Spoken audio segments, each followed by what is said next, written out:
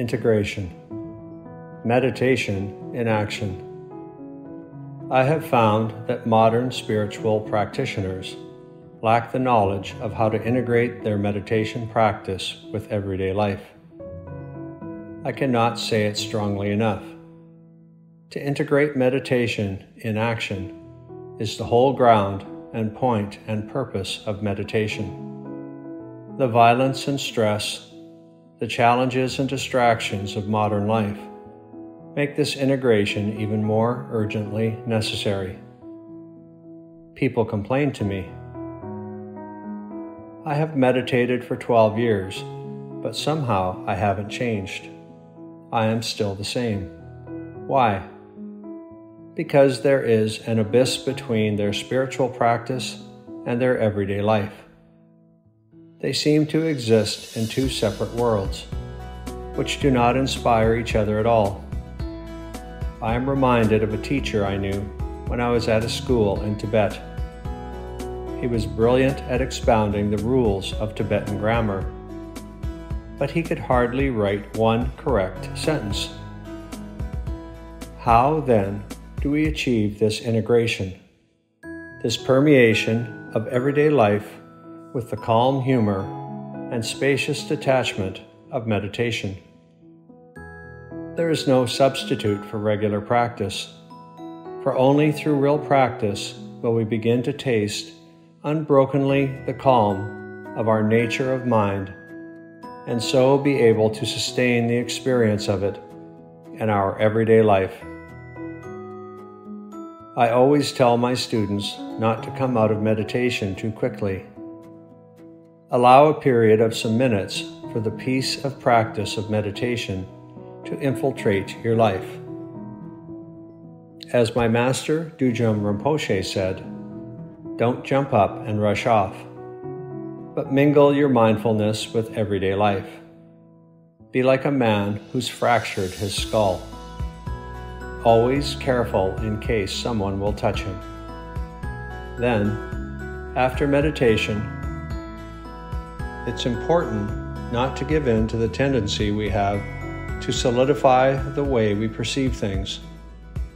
When you do re-enter everyday life, let the wisdom, insight, compassion, humor, fluidity, spaciousness, and detachment that meditation brought you pervade your day-to-day experience. Meditation awakens you in the realization of how the nature of everything is illusory and dreamlike. Maintain that awareness even in the thick of samsara. One great master has said, after meditation practice, one should become a child of illusion. Dudjom Rinpoche advised, in a sense, everything is dreamlike and illusory, but even so, humorously you go on doing things. For example, you are walking without unnecessary solemnity or self-consciousness. Lightheartedly walk toward the open space of truth. When you sit, be the stronghold of the truth. As you eat, feed your negativities and illusions into the belly of emptiness, dissolving them into the all-pervading space. When you go to the toilet, consider all your obscurations and blockages are being cleansed and washed away. So what really matters is not just the practice of sitting, but far more the state of mind you find yourself in after meditation.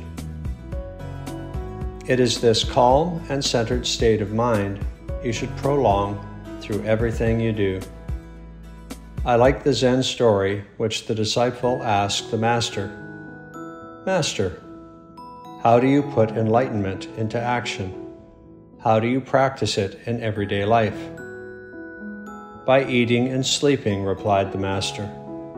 "But master, everybody sleeps and everybody eats.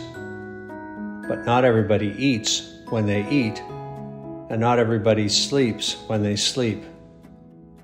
From this comes the famous Zen saying, "When I eat, when I sleep, I sleep. To eat when you eat and sleep when you sleep means to be completely present in all your actions, with none of the distractions of ego to stop you from being there. This is integration. And if you really wish to achieve this, what you need to do is not just practice as if it were an occasional medicine or therapy, but as if it was your daily sustenance or food. That is why one excellent way to develop this power of integration is to practice in a retreat environment, far from the stresses of modern city life.